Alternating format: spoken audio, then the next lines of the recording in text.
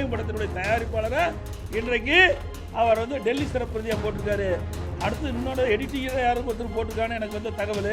இது பண்ணால் கொஞ்ச நாளில் அவருடைய மேக்கப் எனக்கும் அவர் ஏதாவது பதவி கொடுத்துருவாரு. ஆக எல்லாமே சினிமா ஆக்கிட்டாரு.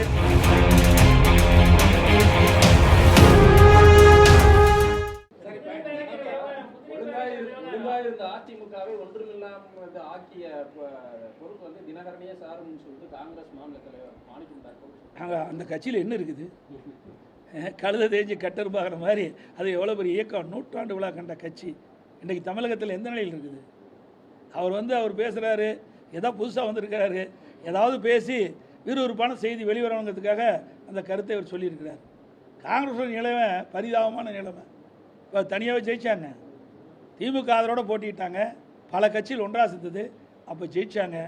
அப்போ கூட என்ன சொன்னார்? இதே திராவிட முன்னேற்ற கழக தலைவர் திரு ஸ்டாலின் அவர்கள் முதலமைச்சராக இருக்கும்போது எங்கள் கூட்டணி பலம் வாய்ந்த கூட்டணி, கொள்கை கூட்டணி. நாங்கள் இப்போ என்ன ஆச்சு? கொள்கையும் கிடையாது, கூட்டணியும் இல்லை, எல்லாம் சிதறுண்டு. இன்றைக்கு அவருடைய சுய லாபத்திற்காக திமுக தலைமையில் வெற்றி பெற்று மாற்று அணிக்கு போய் அங்கே போய் பதவி வாங்கி இன்றைக்கு அதிகாரத்தில் இருக்கிறாங்க. இதில் எங்கே போய் கொள்கை இருக்குது? எதுவுமே இல்லையே. தேர்தல் இருக்கையில இந்த விவசாய கடன் தள்ளுபடி பண்ணு சொன்னாங்க, அதுலயும் பண்ணல.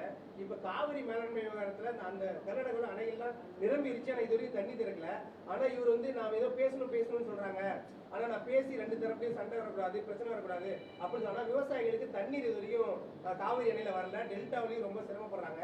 ஆனா விவசாயிகள் மீது எந்த ஒரு அக்கறை இல்லாத மாதிரி ஏங்க அதாங்க கட்சி ஆரம்பிச்சு 2 வருஷம் ஆகுது. ஏதாவது அனுபவம் இருந்தால் பரவாயில்ல, விவசாயிகளை பற்றி சிந்திச்சா பரவாயில்ல, விவசாயிகள் என்ன கஷ்டப்படுறாங்கன்னு தான் பரவாயில்ல.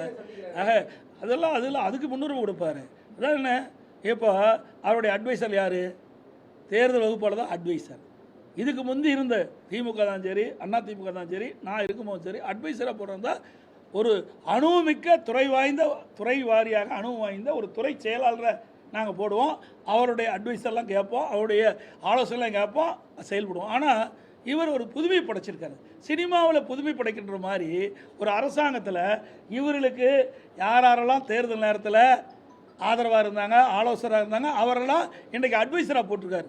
இன்னொன்று வேடிக்கை என்ன, ஜனநாயகம் படத்தினுடைய தயாரிப்பாளரை இன்றைக்கு அவர் வந்து டெல்லி சிறப்பு பிரதியாக போட்டிருக்காரு. அடுத்து இன்னொரு எடிட்டிங்கை யாரும் ஒருத்தர் போட்டிருக்கான்னு எனக்கு வந்து தகவல். இது பண்ணால் கொஞ்ச நாளில் அவருடைய மேக்கப் எனக்கும் அவர் ஏதாவது பதவி கொடுத்துருவாரு. ஆக எல்லாமே சினிமா ஆக்கிட்டாரு.